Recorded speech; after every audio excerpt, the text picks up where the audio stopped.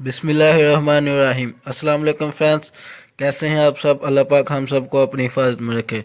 तो मैं आप लोगों का कोरियन टीचर सुबहान और आप देख रहे हैं मेरा यूट्यूब चैनल लर्न विद सुबहान। तो गाइस, आज की ये वीडियो बहुत इंपॉर्टेंट है, ख़ास तौर पर उन लोगों के लिए जो कि Korean language test EPS topic test देना चाहते हैं। क्योंकि ईपीएस टॉपिक टेस्ट के अंदर एक एक क्वेश्चन ज़रूर आता है जिसमें तारीख के बारे में पूछा होता है और आप लोगों को वो जो तारीख है वो कोरिया के अंदर बतानी होती है या ऑप्शन पे वो लगाना होता है टिक। तो आज की इस वीडियो में हम कोरियन तारीख के बारे में डिटेल से पढ़ेंगे। तो मैं इंशाल्लाह कोशिश करूँगा आप लोगों को हर चीज़ के बारे में बताया जाए। अगर फिर भी आप लोगों को किसी चीज़ की कोई समझ ना आए तो डिस्क्रिप्शन में मेरा लिंक होगा, आप लोग मुझसे पर्सनली कांटेक्ट कर सकते हैं। मैं इंशाल्लाह आप लोगों को गाइड करूँगा। तो चलें आज की वीडियो को स्टार्ट करते हैं। तो गाइस, आज की इस वीडियो में हम कोरियन तारीख के बारे में पढ़ेंगे कि जो कोरिया में तारीख है उसको कैसे बोलते हैं या लिखते हैं। तो सबसे पहले आप लोगों को कोरियन तारीख के लिए जो है वो गिनती आनी चाहिए, कोरियन गिनती जो कि साइनो गिनती और प्योर होती है। तो उसके लिए भी मैं वीडियो बना चुका हूँ, आप लोग पहले वो वीडियो देख लें और आप लोगों को अगर गिनती आएगी तो फिर ही आप जो है वो इसको डेट को आप पढ़ सकते हैं। तो जो कोरियन तारीख होती है वो सबसे पहली बात कि वो साइनो कोरियन में बोली जाती है। तो सबसे पहले हम देखेंगे कि कोरियन में साल को क्या कहते हैं, महीने को और दिन को क्या कहते हैं। तो गाइस, कोरिया के अंदर जो साल होता है साल को कहते हैं नियोन। देखिए ये नियन है, आगे याओ है, फिर आगे नियन है, तो कहते हैं नियोन। नियोन साल को कहते हैं। उसके बाद वुल कहते हैं महीने को और उसके बाद इल कहते हैं दिन को। नियोन साल को, वुल महीने को, इल दिन को। और उसके बाद जो सालगिरह होती है उसे कहते हैं सेंगिल।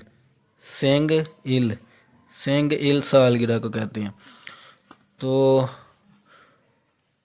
आगे हम नालचा पढ़ेंगे। नालचा मतलब डेट। नालचा यानी कोरिया के अंदर डेट को, तारीख को कहते हैं नालचा। तो गाइस देखें, इधर एक डेट लिखी हुई है। तो ऐसे ही जो है वो टेस्ट के अंदर भी होगी या दूसरी तरह होगी। तो आप लोगों ने याद रखना है कि साल कैसे बोलना, महीना कैसे बोलना और दिन कैसे बोलना। तो जैसे हमारा पैटर्न होता है ना, पहले साल आता है, फिर महीना आता है, फिर दिन आता है। ऐसे कोरिया के अंदर जब भी डेट लिखी जाए पहले साल लिखा जाता है, उसके बाद मंथ लिखा जाता है, महीना, और उसके बाद दिन लिखा जाता है। तो देखें इधर एक डेट लिखी हुई है 2020, आगे 9 वाला मंथ है और जो है 25 वो तारीख है। ठीक है, 2020 वो साल है, आगे 9वां मंथ है और 25 तारीख है।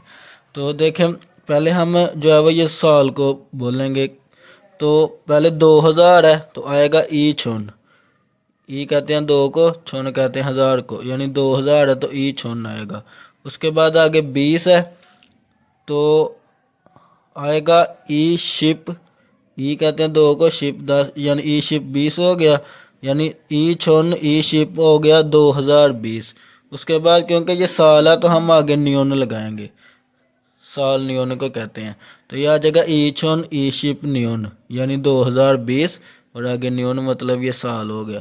अब आगे महीना है तो महीना ये कितना, 9 वाला, तो 9 को खू कहते हैं, तो आ जाएगा खू वुल। वुल मतलब महीना, खू वुल 9वां महीना। उसके बाद आगे 25 तारीख यानी 25 वाला दिन है, तो ये आ जाएगा ई शिप ओ। ई शिप 20, ओ आगे लग गया तो 25 हो गया। ई शिप ओ आगे, क्योंकि ये दिन है तो इसके लिए हम इल लगाएंगे, ई शिप ओ इल। तो ऐसे आप लोगों ने जो है वो डेट लिखनी है। एक और मिसाल देखें, इधर इधर लिखा हुआ है 2001, यानी साल कौन सा है, 2001। तो 2000 के लिए आएगा ई छुन, उसके बाद एक है तो आगे इल आएगा, यानी ई छुन इल 2001। क्योंकि ये साल है तो आगे नियोन लगाएंगे, साल। अब आगे कौन सा महीना है, 7वां, यानी छिल, छिल वुल 7वां महीना। आगे कौन सा दिन है, 29 तारीख का, तो यह आ जाएगा ई शिप खू। ई शिप खू 29 हो गया। आगे क्योंकि ये दिन है तो इसके लिए इल लगाएंगे। तो ऐसे आप लोगों ने जो है वो अपनी सालगिरह की डेट लिख लेनी है या कोई भी डेट लिख के आप लोगों ने ऐसे उसकी प्रैक्टिस कर लेनी है। पहले आपने वो रकम लिख के आगे न्यून लगाना है, फिर आगे वोले लगाना है, फिर दिन के लिए आगे इल लगाना है और रकमों को वैसे लिखना है। आप रकमों को वैसे लिख सकते हैं। अब देखें आगे सवाल लिखा हुआ है, सिंगल ओंजे एयो, यानी इस तरह का सवाल आता है टेस्ट के अंदर, रीडिंग के अंदर आ जाएगा या लिसनिंग के अंदर आ जाएगा, तो ज़्यादातर लिसनिंग के अंदर ही आते हैं। लिखा हुआ सेंगिल ओंजे एओ, सेंगिल कहते हैं सालगिरह को, ओंजे मतलब कब, ओंजे कब, एओ है, एओ इस्तेमाल होता है के लिए या है के लिए, जब भी एंड पे एओ आएगा इसका मतलब है या है, इसके लिए इस्तेमाल होता है ये। तो सवाल है सेंगिल ओंजे एओ यानी सालगिरह कब है। तो अब जब भी सालगिरह होगी उसकी आपने मंथ और तारीख बतानी है। जैसे इधर मैंने लिखा हुआ समवुल, यानी सम कहते हैं तीसरे को, समवुल तीसरा महीना, शिप छिल इल, शिप छिल, शिप छिल कहते हैं 17 को, शिप 10 को आगे छिल लगा हुआ तो 7 है, ये 17 हो गया, यानी 17 17। इल यानी दिन, यानी तीसरा महीना, समवुल तीसरा महीना, शिप छिल और 17 तारीख को ईओ है। यानी समवुल तीसरा महीना मार्च होता है ना, तो मार्च की 17 तारीख को है ये सालगिरह।